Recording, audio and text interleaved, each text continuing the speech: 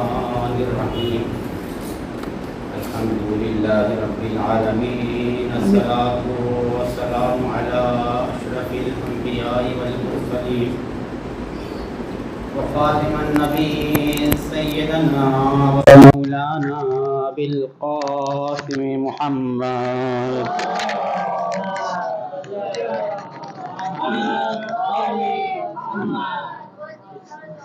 وآله الطيبين الطاهرين المعصومين المظلومين أما بعد فقد قال رسول الله صلى الله عليه وآله وسلم بسم الله الرحمن الرحيم أنا مدينة العلم وعلي بابها صلوات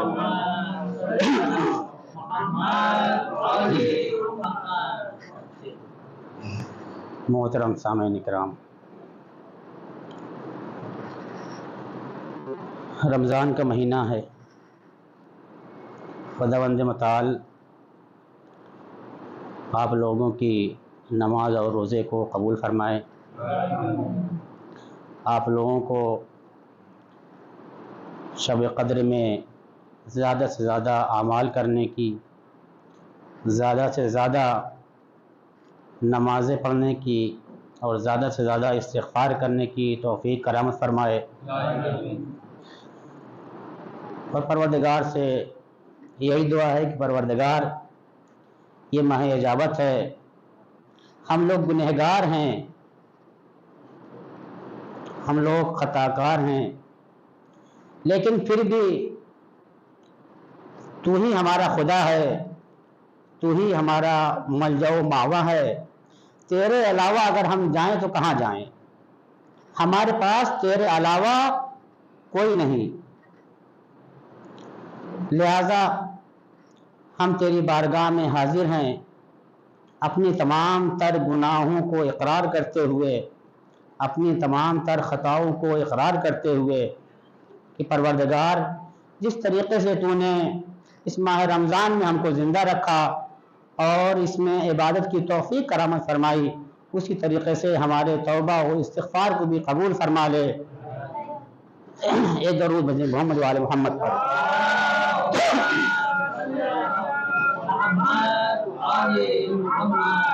عزیزان گرامی، بہت دیر آپ کے سامنے حائل نہیں ہونا ہے، لیکن چونکہ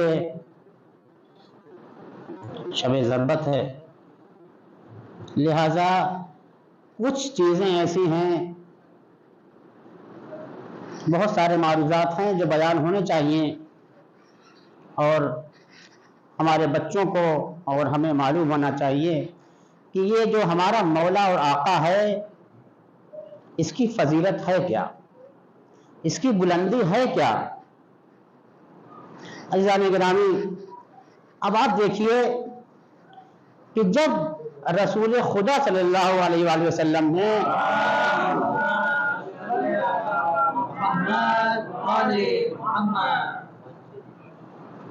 تبلیغ کا کام شروع کیا،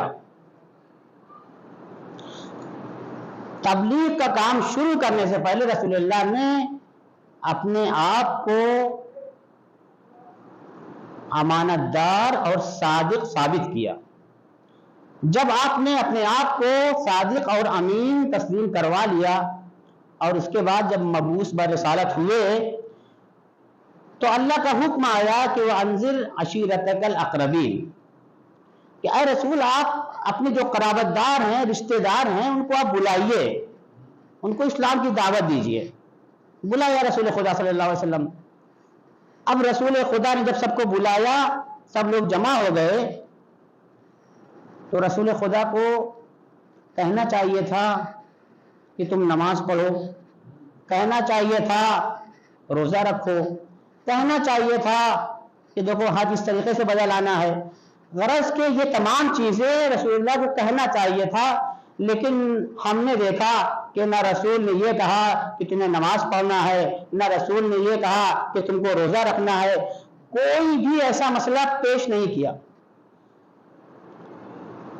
جب سارے لوگ جمع ہو گئے، کھانا ہو گیا، اس کے بعد رسول خدا کہتے ہیں کہ تم میں کون ایسا شخص ہے جو میری تصدیق کرے؟ تم میں کون ایسا شخص ہے جو میری تصدیق کرے؟ کوئی نہیں اٹھا۔ ایک 10 برس کا بچہ اٹھا اور اس نے کہا یا رسول اللہ میں آپ کی تصدیق کرتا ہوں۔ تو عزیزان گرامی، یہ جو 10 برس کا بچہ جو آج اٹھ رہا ہے یہ کون ہے؟ یہی ہمارے اور آپ کے امام علی علیہ الصلوۃ والسلام ہیں۔ صلوات اللہ محمد وعلی محمد پر۔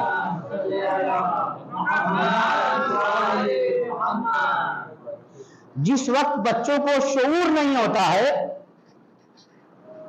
اس وقت مولائے کائنات کھڑے ہو رہے ہیں اور رسول خدا کی تصدیق کر رہے ہیں کہ یا رسول اللہ میں تصدیق کرتا ہوں۔ رسول خدا نے بھی بہت اچھا جملہ کہا کہ آج جو میری تصدیق کرے گا وہی میرا وصی ہوگا، وہی میرا وزیر ہوگا، وہی میرا خلیفہ ہوگا۔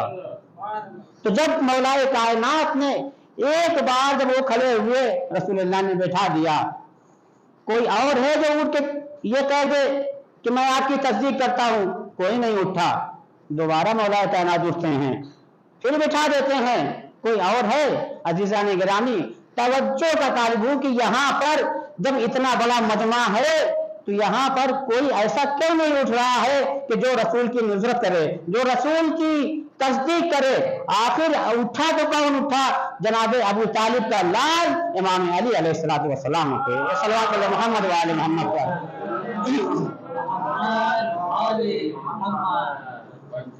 تو رسول خدا صلی اللہ علیہ وسلم آخر یہ کیوں کہہ رہے ہیں؟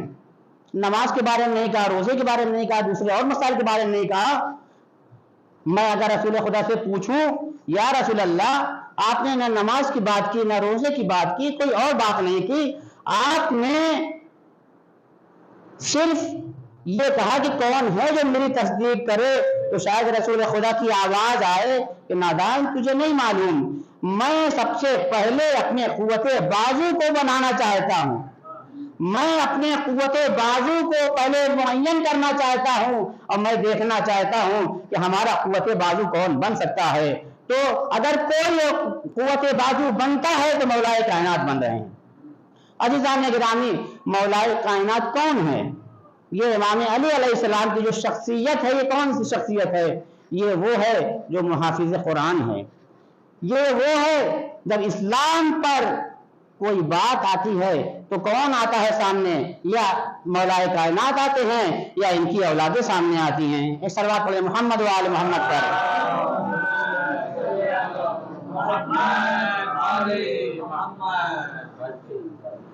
میں نے جس حدیث مبارکہ کو آپ حضرات کے سامنے پیش کیا اس میں رسول خدا ارشاد فرما رہے ہیں کہ انا مدینۃ العلم و علی بابھا، میں شہر علم ہوں اور علی اس کا دروازہ ہے۔ عزیزان گرامی جب رسول خدا نے یہ حدیث بیان کر دی تو بہت سے لوگ ایسے تھے جو پریشانی میں آ گئے، کتنوں نے تو حدیثیں گڑ ڈالی۔ بہت سے لوگ ایسے ہیں، کسی نے کہا کہ میں شہر علم ہوں اور فلاں اس کی چھت ہے، فلاں اس کی دیوار ہے، اس طریقے سے لوگوں نے حدیثیں گڑھنا شروع کر دی۔ ایک اور صلوات علی محمد وعلی محمد پر۔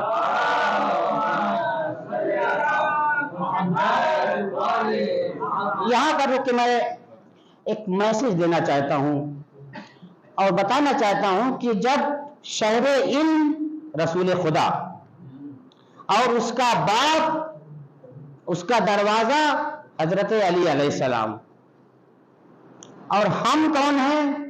شیعان علی۔ ہم کون ہیں؟ ان کے چاہنے والے۔ ہم کون ہیں؟ ان کے پیروکار۔ تو اگر ہمارا رشتہ امام علی علیہ السلام سے ہے، میں اپنے لفظوں کو بدل کے یہ کہوں کہ اگر ہمارا رشتہ باب مدینۃ العلم سے ہے یا ہمارا رشتہ شہر علم سے ہے، تو اس کا مطلب یہ ہے کہ اگر ان کے یہاں علم پایا جاتا ہے، اگر امام علی کے یہاں علم پایا جاتا ہے تو ہمارے یہاں بھی علم پایا جانا چاہیے، ہمارے یہاں بھی علم پایا جانا چاہیے، کیونکہ علم ایک ایسی شے ہے کہ جس کے ذریعے سے زندہ رہتا ہے. اگر کوئی انسان جاہل ہے تو وہ چلتی پھرتی لاش تو کہی جا سکتی ہے لیکن زندہ انسان نہیں کہا جا سکتا. کیونکہ ایک ایسا انسان جس کے اندر علم پایا جا رہا ہے، اس کے پاس اپنی فکر ہوتی ہے، اس کے پاس اپنی سوچ ہوتی ہے، وہ اچھائی اور برائی کو سمجھتا ہے. لیکن ایک جاہل انسان بھیڑ بکریوں کی طرح ہوتا ہے، بلکہ اس سے بھی بدتر ہوتا ہے. تو عزیزان گرامی، ہمارا جو اپنا نظریہ ہے کہ اگر ہم اپنے آپ کو شیعان علی کہہ رہے ہیں تو ہمارے اندر علم پایا جانا چاہیے، اور جتنا زیادہ ہمارے اندر علم ہوگا اتنی زیادہ ہمارے اندر حیات پائی جائے گی. تو عزیزان گرامی، مولائے کائنات باب مدینۃ العلم، رسول خدا شہر علم، تو ہماری بھی یہی ضرورت ہے، اور ہمیں بھی یعنی ان کا چاہنے والا اگر ہم کہہ رہے ہیں تو اس کا مطلب یہ ہے کہ ہمارے اندر بھی علم پایا جانا چاہیے. سربت پر محمد وآل محمد پر.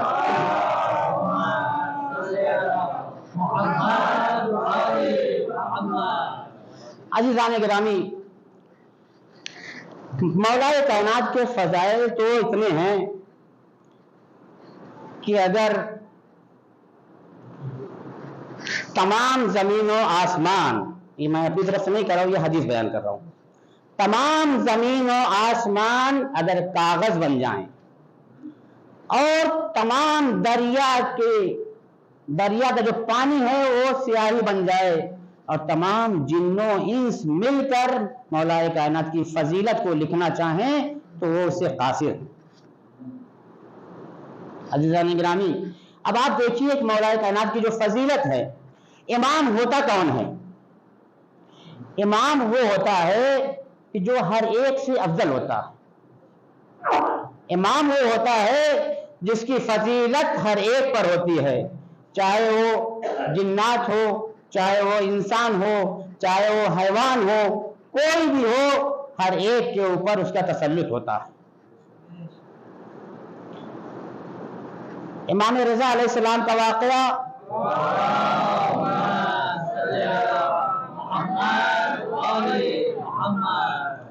آپ کو معلوم ہے، بہت صرف اشارہ کرنا ہے کہ امام ہوتا کون ہے.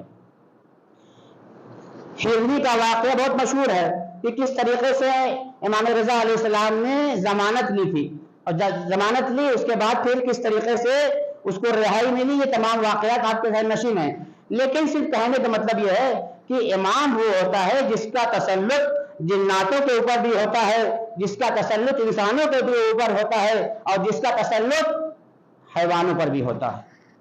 عزیزان گرامی، جو انسان اور جو لوگ زیارت اتباط عالیات سے مشرف ہو چکے ہیں ان کو پتہ ہے، اور جو ابھی تک مشرف نہیں ہوئے ہیں پروردگار ان کو زیارت نصیب کرے. ان کو معلوم ہے کہ مسجد کوفہ میں الگ الگ دروازے ہیں، الگ الگ دروازے ہیں. ایک دروازے کا نام معلوم ہے کیا ہے؟ دروازے کو عربی میں کہتے ہیں باب، اور ایک باب کا نام ہے باب الثعبان. ثعبان کیا چیز ہے؟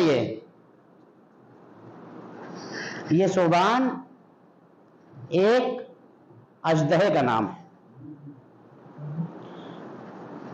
جب مولائے کائنات مسجد کوفہ میں تھے، ان کی خلافت کا وقت تھا، آپ خطبہ ارشاد فرما رہے ہیں، اتنے میں دیکھا کہ ایک اژدہا دروازے سے انٹر ہوا اور اس کے بعد سیدھا آنے لگا. جو لوگ وہاں بیٹھے ہوئے تھے بھاگنے لگے.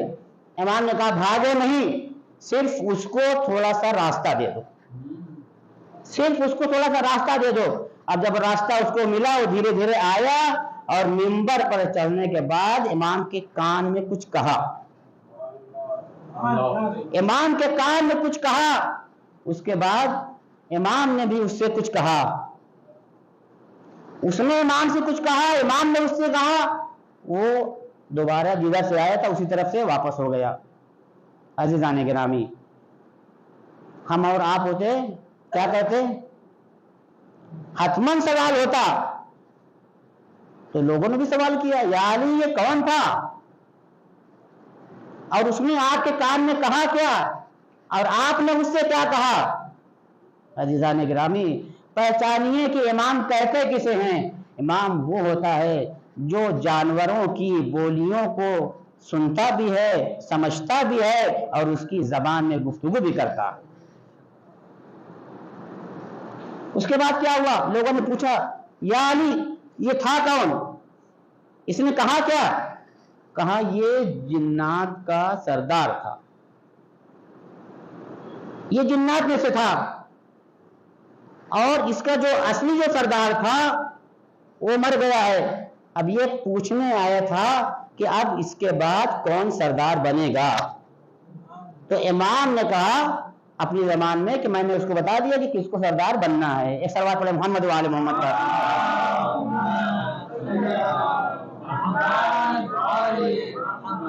تو امام وہ ہوتا ہے کہ جو جانوروں کی زبان کو سمجھتا ہے، اس کی زبان میں گفتگو بھی کرتا ہے۔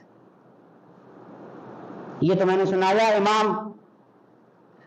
ایک اور واقعہ آپ کو سناؤ جناب سلیمان کا۔ جناب سلیمان علیہ السلام وہ تھے جن کی حکومت ہر چیز پہ تھی، پوری دنیا میں ان کی حکومت تھی۔ ان کے پاس ایسی ایسی چیزیں تھیں کہ جو آج کے زمانے میں نہیں ہیں۔ اس زمانے میں ان کے پاس بہت ساری چیزیں تھیں، تو ان کے پاس ایک علم تھا۔ کون سا؟ یہی علم۔ تمام نبیوں کی بات نہیں کر رہا ہوں، لیکن جناب سلیمان کے لیے مخصوص تھا یہ۔ جناب سلیمان علیہ السلام جانوروں کی بولیوں کو سمجھتے تھے، ان سے گفتگو کرتے تھے۔ اماموں کی بات جہاں تک ہے تو وہ تمام اماموں میں ہے، لیکن نبیوں کی جہاں تک بات کی جائے تو جناب سلیمان کے لیے ملتا ہے کہ آپ ان کی بولی جانتے تھے۔ ایک مرتبہ ایسا ہوا کہ ایک شخص آتا ہے اور آنے کے بعد کہتا ہے کہ اے نبی خدا، آپ تو پرندوں سے گفتگو کرتے ہیں، آپ تو حیوانوں سے گفتگو کرتے ہیں اور ان کی زبان جانتے ہیں، مجھے بھی شوق ہے کہ میں بھی ان کی زبان جانوں۔ نبی خدا تھے، کہا نہیں تمہارے لیے صحیح نہیں ہے۔ دیکھیے مصلحت جو ہوتی ہے وہ ہر ایک نہیں جانتا۔ ہر چیز کی مصلحت کو جو نبی ہوتا ہے یا وہ جانتا ہے یا جو امام ہوتا ہے وہ جانتا ہے۔ نبی نے منع کیا، نہیں تمہاری ضرورت کی چیز نہیں ہے۔ اصرار بڑھتا رہا، نہیں آپ بتا دیجئے نبی خدا۔ جب اصرار بڑھا انہوں نے بھی کہا ٹھیک ہے بتا دیتا ہوں۔ انہوں نے اس کو سکھا دیا۔ وہ جو تھا اس کے پاس بہت سارے اونٹ تھے۔ ایک دن کیا ہوا کہ اس نے سنا کہ سارے اونٹ آپس میں گفتگو کر رہے ہیں کہ آج فلاں اونٹ مر جائے گا، آج فلاں اونٹ مر جائے گا یا کل مر جائے گا، جو بھی کہا ہو، لیکن وہ مرنے والا تھا۔ اس نے راتوں رات اپنے غلام کو بھیج کے اس کو بکوا دیا۔ راتوں رات کیا کیا؟ بکوا دیا۔ اور دوسرے دن پتہ کروایا کہ آخر وہ زندہ بھی ہے کہ مر گیا، معلوم وہ مر گیا۔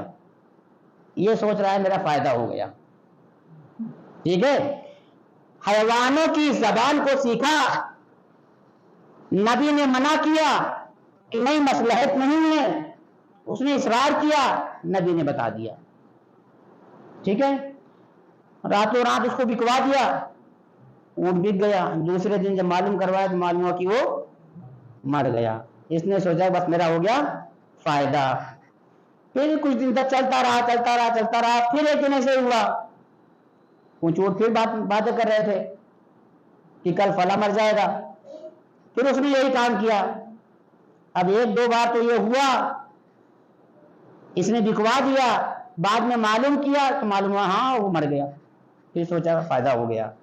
ایک دن سارے اونٹ آپس میں گفتگو کر رہے تھے کہ کل ہمارا مالک مر جائے گا، کل ہمارا مالک مر جائے گا۔ اب یہ گھبرایا، اب کیا کریں؟ اب یہ پریشان ہوا، یا نبی اللہ پہنچ گیا جناب سلیمان کے پاس۔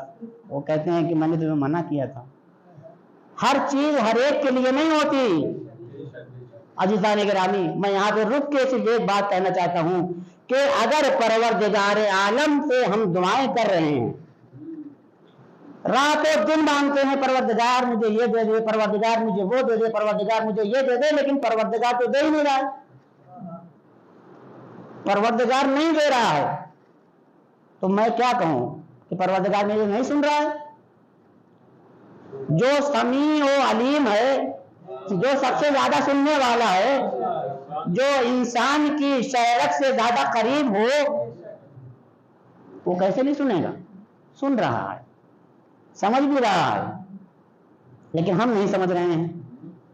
پروردگار جو ہے سن بھی رہا ہے، سمجھ بھی رہا ہے، لیکن اس کو معلوم ہے کہ یہ میرا بندہ ہے، اگر میں اس کو دے دوں گا تو یہ اس کے فائدے میں نہیں ہے۔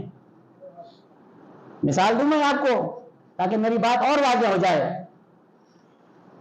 سردی کا زمانہ ہے، بچہ مچل گیا کہ بابا مجھے آئس کریم چاہیے، بابا مجھے آئس کریم چاہیے۔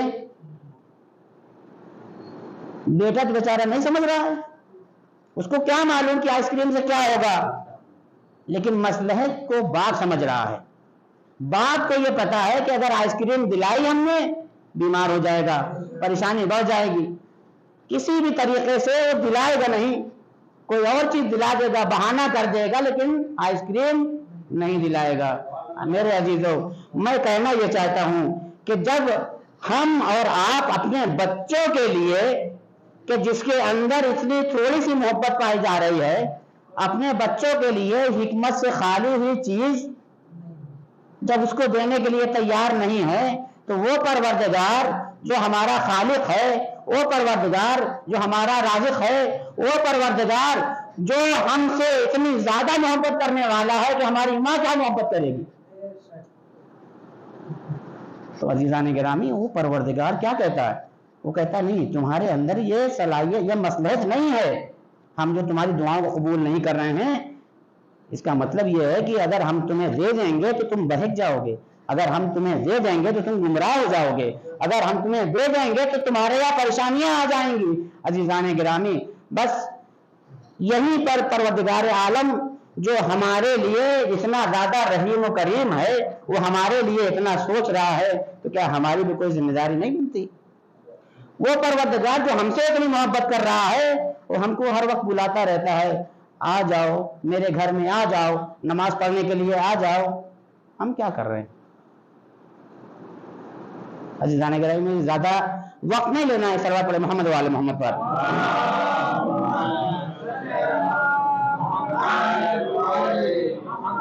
عزیزان گرامی، بس کہنے کا مطلب یہ تھا کہ ہمارے اور آپ کے جو ائمہ ہیں، وہ ہر ایک کے اوپر غالب ہیں، ہر ایک کے اوپر ان کا تسلط ہے۔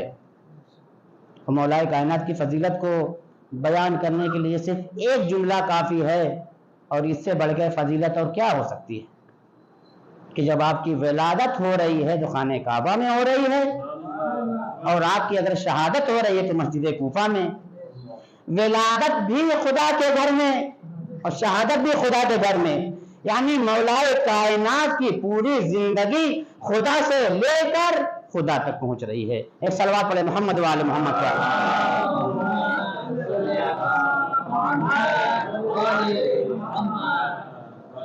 ہم لوگ ایک لفظ بہت سنتے رہتے ہیں کہ بھئی کوئی بھی کام کریے تو فی سبیل اللہ کریے، سنتے ہیں نا؟ کوئی بھی کام کریے تو فی سبیل اللہ کریے، کوئی بھی کام کریے تو خلوص کے اندر پایا جانا چاہیے۔ تو یہ تو ہمارے لیے کہا جا رہا ہے، لیکن اگر ہم اسی کو اپنے اماموں کے اندر دیکھنا چاہیں، میں آپ کے ذہنوں کو لے جانا چاہ رہا ہوں۔ عمرو بن عبدود ہے، کتنا بڑا بہادر ہے، بہت بڑا بہادر ہے، لیکن اس کے مقابلے میں کون آ رہا ہے؟ امام علی علیہ السلام۔ پہلے کے جو پہلوان ہوتے تھے ان کا آج کا بھی یہ طریقہ کار ہے، پہلے کا بھی یہ طریقہ کار تھا کہ وہ اپنے آپ کو بنانے کے لیے، اپنی باڈی بنانے کے لیے، اپنی طاقت کو بنانے کے لیے ان کا کھانا الگ ہوتا تھا، ان کا شیڈیول پورا الگ ہوتا تھا، اور کس طریقے سے ان کو ورزش کرنی ہے وہ تمام چیزیں ہوتی تھیں۔ لیکن ہم نے تاریخ میں یہ دیکھا کہ تاریخ کے لکھنے والوں نے امام علی علیہ السلام کو دنیا کا سب سے بہادر انسان قرار دیا۔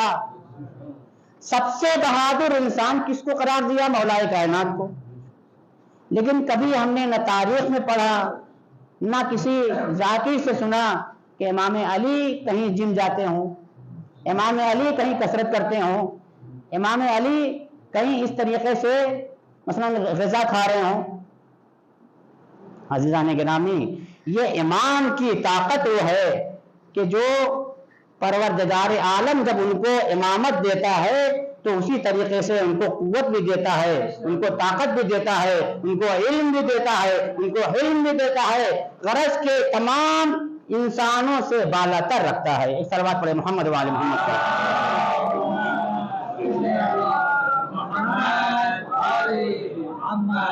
تو عزیزان گرامی، امام علی علیہ السلام کی جو ذات ہے، اگر آپ کے علم کی بات کی جائے تو آپ کا علم تو ایسا تھا کہ آپ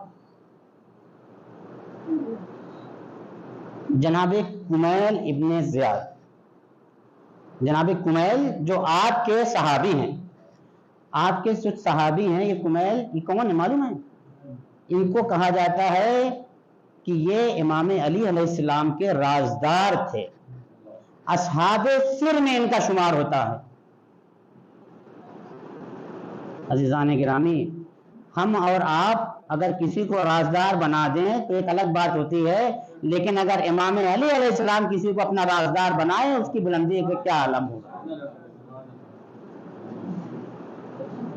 امام علی علیہ السلام ہر ایک سے اپنے راز کو نہیں بیان کر سکتے، معلوم ہے کہ یہ ہے، اس کے اندر وہ کیپیسٹی نہیں ہے، یہ اس چیز کو برداشت نہیں کر پائے گا، لیکن ہاں کمیل اصحاب سر میں سے ہیں۔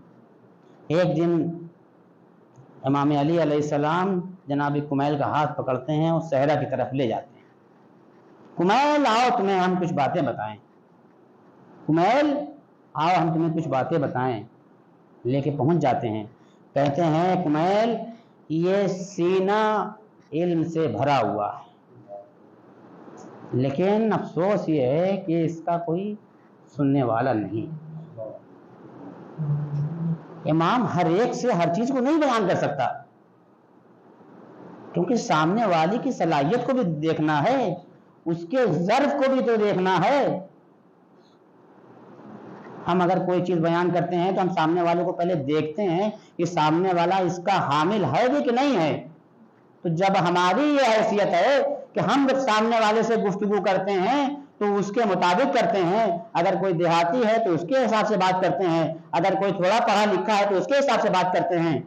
عزیزان گرامی، امام علی علیہ السلام جن کی بلندی کا یہ عالم ہے تو ہر ایک سے تو ہر چیز بیان نہیں کر سکتے۔ جناب کمیل کو لے کے آئے، کمیل یہ بتاؤ کہ مال افضل ہے یا علم افضل ہے؟ گفتگو شروع ہوئی، بہت ساری چیزیں ہیں لیکن ایک دو چیزیں بیان کر کے آگے بڑھنا چاہتا ہوں میں کہ کمیل یہ بتاؤ کہ مال افضل ہے یا علم افضل ہے؟ جناب کمیل کیا کہیں کہ مولا آپ ہی بتائیے کہ اس میں کیا افضل ہے اور کیوں افضل ہے؟ امام علی کہتے ہیں کہ مال افضل نہیں ہے بلکہ علم افضل ہے۔ اس کے بعد اس کی وجہ بھی بتاتے ہیں کہ کیونکہ علم اس لیے افضل ہے کہ علم وہ ہوتا ہے کہ جو تمہاری حفاظت کرتا ہے، اور مال وہ ہوتا ہے جس کی تم حفاظت کرتے ہو۔ اس کے بعد کہتے ہیں کہ علم وہ ہے کہ جس کو خرچ کرنے سے بڑھتا ہے، زیادہ ہوتا ہے، اس میں اضافہ ہوتا ہے، لیکن مال وہ ہے کہ جس کو خرچ کرنے سے گھٹتا ہے۔ بہت ساری چیزیں بیان کی مولا نے، لیکن دامن وقت میں گنجائش نہیں ہے، انشاءاللہ کبھی اور موقع ملا تو انشاءاللہ اور چیزیں بیان کریں گے۔ تو امام علی علیہ السلام کا جو علم ہے وہ اتنا زیادہ ہے، امام علی علیہ السلام کو ہر ایک نے اپنے اپنے نظریے سے دیکھا، ہر ایک نے اپنے اپنے نظریے سے دیکھا۔ جملے کو بدل کے میں یوں کہوں کہ ہر ایک نے اپنی اپنی عینک سے دیکھا۔ اگر کسی نے بہادری کا عینک لگایا تو کہا کہ سب سے بڑا بہادر دنیا میں امام علی۔ اگر کسی نے علم کا عینک لگا کے دیکھا تو سب سے بڑا عالم مولائے کائنات کو کہا۔ ایک عیسائی اسکالر ہے، اس کا نام ہے جارج جرداق، بعد میں یہ شیعہ بھی ہو گیا۔ ایک زمانہ تھا کہ وہ ایک جگہ پر پروفیسر تھا، وہاں پر لیکچر دیا کرتا تھا، اتفاق سے کسی کے ذریعے سے اس کے پاس نہج البلاغہ جو امام علی علیہ السلام کی لکھی ہوئی ہے یہ کتاب پہنچ گئی۔ اب جب اس نے نہج البلاغہ کو تھوڑا بہت پڑھنا شروع کیا تو پریشان ہو گیا کہ آخر یہ کیا ہے، کون سی کتاب ہے یہ؟ عزیزان گرامی، پھر یہاں رک کے میں بات کرنا چاہتا ہوں کہ جو ہمارے اماموں کی کتاب ہے اس کو ہم نہیں پڑھ رہے ہیں، اس سے فائدہ دوسرے اٹھا رہے ہیں۔ تو امام علی علیہ السلام کی جو کتاب اس کے ہاتھ لگی تو اس نے دو چار ورق دیکھا، اس کے بعد اس نے کالج سے چھٹی لی، کہا مجھے چھٹی چاہیے کچھ دنوں کی، چھٹی لے کے گھر آیا، پوری کتاب کی اسٹڈی کیا اس نے، پوری کتاب اس نے یعنی نہج البلاغہ پورا پڑھا، اور پڑھنے کے بعد آخر میں وہ لکھتا ہے کہ یہ کتاب جس کی بھی ہے، جس نے یہ کتاب لکھی ہے، اس کے جملے کو آپ دیکھیے، وہ کہہ رہا ہے کہ جس نے یہ کتاب لکھی ہے یا تو اس کائنات کو اس نے بنایا ہے یا یہ کائنات اس کے سامنے بنی ہے۔ عزیزان گرامی، اب آپ دیکھیے کہ ایک نان مسلم وہ یہ بات کہہ رہا ہے نہج البلاغہ کو پڑھنے کے بعد کہ یا تو کائنات اس نے خود بنائی ہے یا اس کے سامنے بنی ہے۔ اس کا مطلب یہ ہے کہ نہج البلاغہ ایک ایسی کتاب ہے کہ جس کو پڑھنے کے بعد پوری زندگی کا معیار اور پوری زندگی ہمارے سامنے آ جاتی ہے۔ ایک صلوات علی محمد و آل محمد۔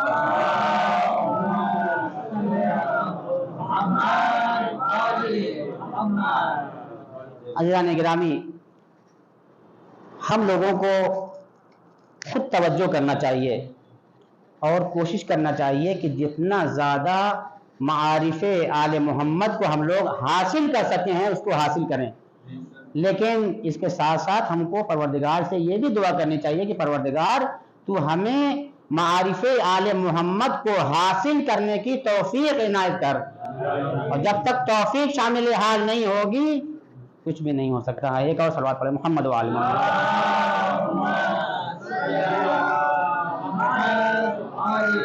بس عزیزان محترم، آخری بات اور آپ کی زحمت تمام کریں گے۔ امام علی علیہ السلام کو ہر ایک نے اپنی اپنی عینک سے دیکھا۔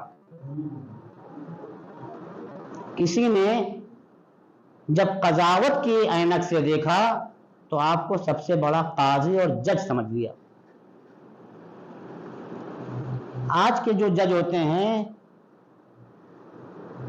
وہ ان کی کوئی حیثیت نہیں، لیکن امام علی علیہ السلام جو فیصلہ کرتے تھے اور وہ ایسا فیصلہ ہوتا تھا کہ اس کے بعد چوں اور چرا کی کوئی گنجائش ہی نہیں ہوتی تھی۔ اسی لیے ہمارا جو دشمن کوئی بھی قضیہ جب اس کے پاس آتا تھا اور وہ حل نہیں کر سکتا تھا تو کس کے در پہ آتا تھا؟ یہی ایک در تھا آل محمد ہی کا ایک ایسا در ہے کہ جہاں سے تمام مشکلات حل ہوتی ہیں، اسی لیے آپ کو حلال مشکلات کہا جاتا ہے، مشکل کشا کہا جاتا ہے۔ صلوات بر محمد و آل محمد۔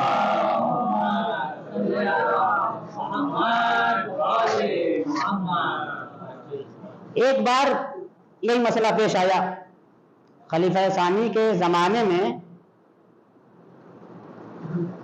3 غلام آئے اور آنے کے بعد ایک دعویٰ پیش کیا، کہا کہ ہمارا ایک آقا تھا، اس کا انتقال ہو گیا اور ہم 3 غلام ہیں اور ہمارے آقا کی ایک بیٹی ہے اور کچھ جائیداد اور پراپرٹی چھوڑ کے مرا ہے، لیکن اس نے ایک وصیت کی ہے۔ یہ کہاں پیش ہو رہا ہے؟ کس دربار میں؟ خلیفہ ثانی کے دربار میں۔ کہا کہ اس نے یہ وصیت کی ہے کہ ہمارے ایک غلام کے ساتھ میری بیٹی کی شادی کر دی جائے اور آدھی پراپرٹی اس کو دے دی جائے، اور دوسرے غلام کو جو آدھی پراپرٹی بچی ہے وہ دے دی جائے، اور تیسرے غلام کو قتل کر دیا جائے۔ اب جب اس طرح کا قضیہ اس کے پاس پہنچا تو حیران ہو گیا، بھائی جس کو کچھ بھی نہ آتا ہو، زبردستی مسند خلافت پر بیٹھنے والا، اس کو کیا معلوم کہ یہ کیا قضیہ ہے؟ بہرحال حل نہیں ہو پایا، مولا کائنات کو بلایا گیا جو ہر وقت سب کی مدد کرتا تھا۔ امام علی علیہ السلام کا یہی تو شیوا تھا کہ چاہے کوئی دشمن ہو، چاہے کوئی دوست ہو، لیکن اگر شریعت کی بات آ جاتی تھی، مدد کی بات آ جاتی تھی، تو امام علی علیہ السلام یہ نہیں کہتے تھے کہ تم تو میرے دشمن ہو یا ہمارا تم سے اختلاف ہے، بلکہ اس کو حل کر دیا کرتے تھے۔ کیا ہوا؟ امام علی علیہ السلام آئے اور آنے کے بعد کہتے ہیں ایک غلام کو میرے پاس کمرے میں بھیجو، الگ سے ایک کمرے میں بلوایا۔ ایک غلام گیا، اس سے کہا کیا کہہ رہے ہو تم؟ ظاہر سی بات ہے جب یہ مسئلہ ہوگا تو ہر غلام یہی کہے گا کہ میرے ساتھ شادی ہونی ہے، کیونکہ شادی ہونی ہے اور پراپرٹی ملنی ہے آدھی، تو ہر غلام کا یہی دعویٰ تھا۔ بلایا ایک غلام کو، کہا بتاؤ، کہا کہ میں چاہتا ہوں کہ میرے ساتھ اس لڑکی کی شادی ہو جائے، ہمارے آقا کی لڑکی کی، اور آدھی پراپرٹی میں لے لوں، پہلی وصیت پہ عمل۔ امام نے کہا ٹھیک ہے، اگر تم کہہ رہے ہو تو تمہاری شادی ہم کر دیں گے، لیکن ایک شرط ہے، ایک شرط ہے، اس شرط کے ساتھ تمہاری شادی بھی ہو جائے گی، آدھی پراپرٹی مل جائے گی۔ کہا شرط کیا ہے؟ کہا شرط یہ ہے کہ تم کو یہاں سے جانا پڑے گا قبرستان، قبرستان میں جو تمہارے آقا کی قبر ہے اس کو کھودنا پڑے گا، کھود کے اس کا سر قلم کرنا پڑے گا، اور سر قلم کر کے میرے پاس لے آؤ، یہ ہے شرط میری۔ اس نے کہا یا علی مجھے معاف کریے، مجھے شادی نہیں کرنی ہے، مجھے شادی نہیں کرنی ہے، میرا آقا بہت محترم ہے۔ ٹھیک، امام علی علیہ السلام نے جناب سلمان سے کہا ان کو لے جاؤ کنارے، دوسرے والے کو لے کے آؤ، ان کو کنارے کر دیا، دوسرے والا آئے، دوسرا غلام۔ اب دوسرے غلام سے کہا یہ بتاؤ، کہا میں چاہتا ہوں میں شادی کروں گا۔ کہا اچھا شادی کرنا چاہتے ہو، کوئی بات نہیں، شرط یہ ہے کہ اپنے آقا کی قبر کھودنی پڑے گی اور اس کا سر قلم کر کے میرے پاس لانا پڑے گا، تب شادی کریں۔ ٹھیک، تھوڑی دور تک وہ چلا اور چلنے کے بعد واپس آ گیا، اس کا ضمیر ابھی مردہ نہیں ہوا تھا، وہ اس کا ضمیر ابھی زندہ تھا۔ تھوڑی دور گیا اور آنے کے بعد پلٹ کے کہتا ہے یا علی مجھ سے یہ کام نہیں ہو سکتا، میں یہ کام نہیں کر سکتا۔ پھر کیا ہوا؟ امام علی نے کہا سلمان ان کو بھی لے جاؤ کنارے، لے کے ان کو بھی کنارے کر دیا۔ کہا تیسرے کو لے کے آؤ، تیسرے کو لے کے آئے۔ اب جب تیسرے والے کو لے کے آئے، اس نے بھی یہی کہا کہ میں شادی کرنا چاہتا ہوں۔ کہا کوئی بات نہیں، یہ شرط ہے۔ شرط کیا ہے؟ اپنے آقا کی قبر کھودنی پڑے گی، اس کا سر قلم کرنا پڑے گا اور میرے پاس لانا پڑے گا۔ اب یہ چلا، اب یہ چلا۔ امام علی علیہ السلام تو ہر راز کو جانتے تھے۔ امام علی علیہ السلام جن کو غیب کا علم تھا، ان کو پتا تھا، سلمان سے کہتے ہیں سلمان اس کے پیچھے پیچھے جاؤ، جب یہ قبر کھودنے لگے اور قبر کھود لے اور یہ جیسے ہی اپنے مولا اور آقا کا سر قلم کرنے والا خود پکڑ کے لے آنا۔ پہنچ گیا قبرستان، قبر کھودنے لگا، قبر کھود لی، اب جیسے ہی سر قلم کرنے کے بعد آتی ہے جناب سلمان پکڑ کے اس کو لے آتے ہیں۔ امام علی علیہ السلام کہتے ہیں فیصلہ ہو گیا۔ لوگ پریشان، فیصلہ کہاں ہوا؟ ابھی ہوا کیا؟ امام علی علیہ السلام نے کہا جس نے فوراً منع کر دیا تھا اس کے ساتھ شادی کر دی جائے اور آدھی جائیداد اس کو دے دی جائے، اور جو تھوڑی دور جانے کے بعد پلٹ کے آیا ہے اس کو آدھی جائیداد دے دی جائے، اور اس تیسرے والے کو قتل کر دیا جائے۔ ایک صلوات علی محمد وعلی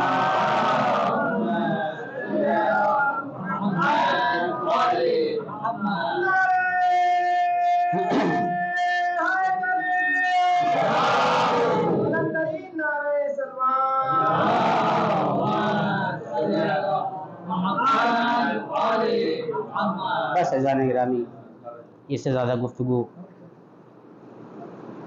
وقت میں گنجائش نہیں ہے۔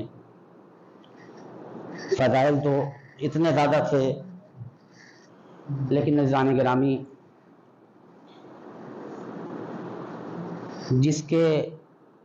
جن کے رتبے ہیں سوا، ان کو سوا مشکل ہے۔ کبھی کسی کی برتری دیکھی نہیں جاتی، اور اسی طریقے سے امام علی علیہ السلام کی فضیلت کو لوگ دیکھ نہیں پائے، طرح طرح کی سازشیں کی۔ آخرکار وہ وقت بھی آتا ہے کہ جب امام علی علیہ السلام، وہ شب آتی ہے کہ جب امام علی علیہ السلام اپنی بیٹی کے ہاں افطار پر، جناب ام کلثوم جو آپ کی بیٹی ہیں ان کے ہاں افطار پر، بیٹی افطار کے لیے نمک اور دودھ لے کے آتی۔ ہاں زدارو، شب ہے، اور اس کی شب ہے کہ جو ہر ایک کی مدد کیا کرتا تھا۔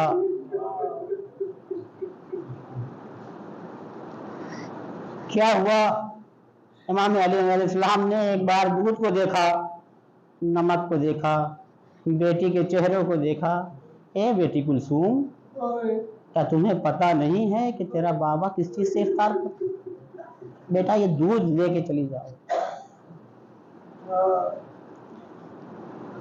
اس کے بعد پھر رات بھر جب امام علی علیہ السلام کو یہ پتا چل گیا کہ ہاں اب جو ہماری ملاقات ہونے والی ہے ہمارے پروردگار سے، ہماری ملاقات اس پروردگار سے ہونے والی ہے جو اکبر ہے۔ میں آپ کو ایک بات کی طرف متوجہ کرنا چاہتا ہوں، یہ ہم اور آپ ہیں کہ ہم لوگ پروردگار کا نام سنتے ہیں تو کچھ متوجہ نہیں ہوتے۔ روزانہ ہم اللہ اکبر اللہ اکبر اللہ اکبر کہتے رہتے ہیں کہ اللہ بہت بڑا ہے، اللہ بہت بڑا ہے، لیکن کیا ہم سب سے بڑے اللہ اکبر یعنی اللہ سے ڈرتے ہیں؟ عزیزان گرامی، جس کو جتنی معرفت ہوتی ہے وہ اتنا پروردگار سے ڈرتا ہے۔ پروردگار سے وہی ڈرتا ہے جس کو معرفت ہوتی ہے۔ ایک بار کوئی صحابی امام علی علیہ السلام کا دوڑتا ہوا بھاگتا ہوا جناب فاطمہ کے پاس پہنچا، اور اتنا ہانپ رہا تھا، اتنا کانپ رہا تھا کہ جناب فاطمہ نے کہا کہ کیا ہوا، کیوں پریشان ہو؟ کہا کہ امام علی علیہ السلام دنیا سے چلے گئے۔ دنیا سے چلے گئے؟ جناب فاطمہ پوچھتے تم نے دیکھا کہاں ان کو؟ تم نے کس جگہ تم نے ان کو دیکھا؟ کہا ہم نے محراب میں دیکھا۔ کہا محراب میں دیکھا؟ یہ تو میں روز دیکھتی ہوں۔ جب محراب میں امام علی علیہ السلام ہوتے ہیں تو ان کے چہرے کی رنگت بدل جاتی ہے، اس لیے کہ وہ جانتے ہیں کہ وہ کس کے سامنے کھڑے ہیں۔ ہم لوگ گناہ پہ گناہ کرتے جاتے ہیں، احساس نہیں ہوتا ہے کہ ہم کس کی بارگاہ میں گناہ کر رہے ہیں. لیکن وہ ہمارا معصوم امام کہ جہاں گناہ کا شائبہ بھی نہیں ہے، جس کے اندر یعنی آئے تطہیر جس کے لیے نازل ہوئی ہے کہ یہ لوگ تو وہ ہیں کہ جو ہر نجس چیز سے، ہر چیز سے پاک ہیں، گناہ کا تو شائبہ بھی نہیں ہے. لیکن وہ جب محراب میں جاتا ہے تو لوگ یہ سمجھتے ہیں کہ امام علی کا دم نکل گیا. کہا یہ تو میں روز دیکھتی ہوں جب علی اپنے پروردگار کی بارگاہ میں جاتے ہیں تو ان کی یہی حالت ہوتی ہے. تو جب پروردگار کی بارگاہ میں یعنی محراب میں ہے تو یہ حالت ہو رہی ہے، تو آپ سوچئے کہ جب امام علی علیہ السلام پروردگار سے ملاقات کرنے کے لیے جا رہے ہوں گے تو ان کی کیا حیثیت ہوگی. اب امام علی علیہ السلام صحن خانہ میں آتے ہیں، کبھی آسمان کی طرف دیکھتے ہیں، کبھی قدم کو آگے بڑھاتے ہیں، کبھی پیچھے جاتے ہیں.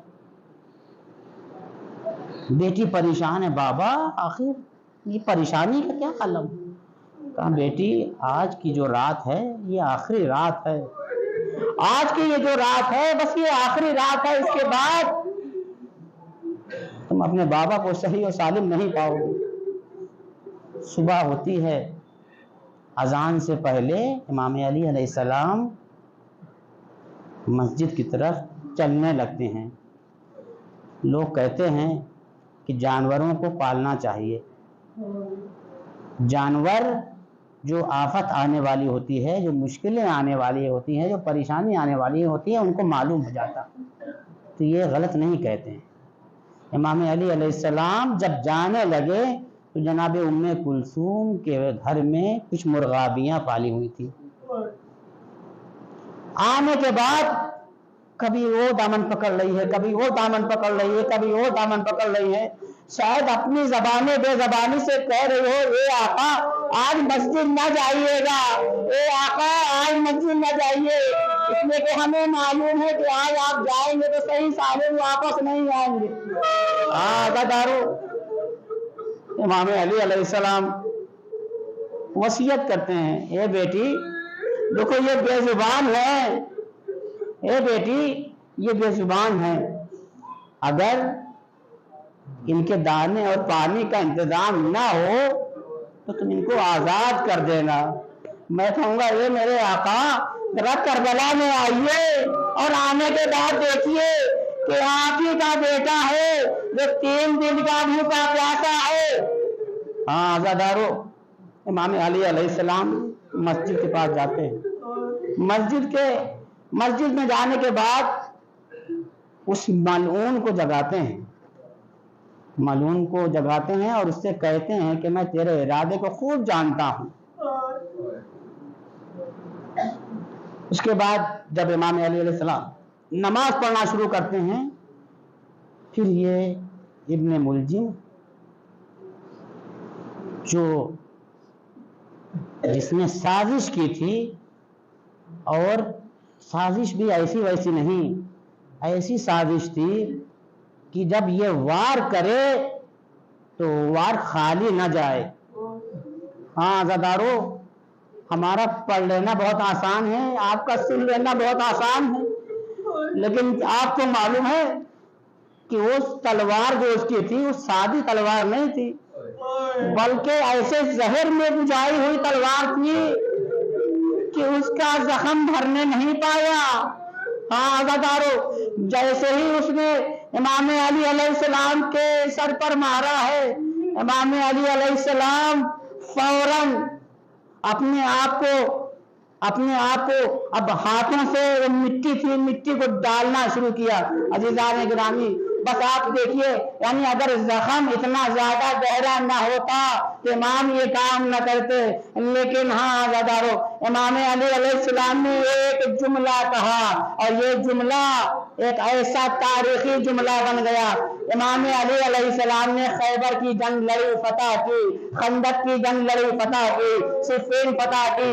کبھی یہ جملہ نہیں کہا، لیکن جب سر پہ ضربت لگتی ہے تو کہتے ہیں فزتو برب الکعبہ، رب کعبہ کی قسم علی کامیاب ہو گیا۔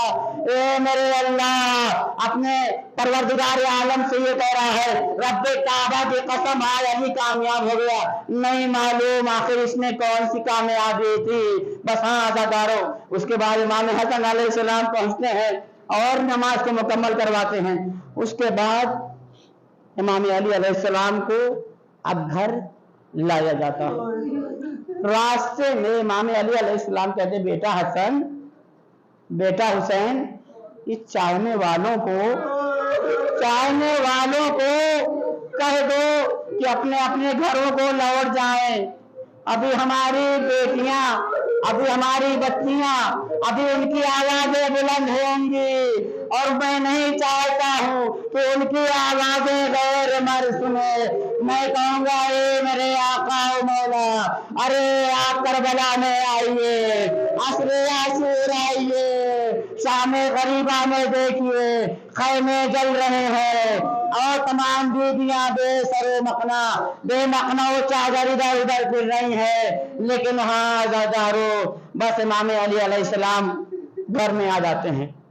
ہاں عزادارو امام علی علیہ السلام گھر میں آتے ہیں اور آنے کے بعد اب طبیب کو بلایا جاتا ہے، طبیب کو بلایا جاتا ہے اور بلانے کے بعد اس سے کہا جاتا ہے کہ ذرا دیکھو کیا یہ زخم بھر سکتا ہے کہ نہیں، یہ زخم بھر سکتا ہے کہ نہیں بھر سکتا۔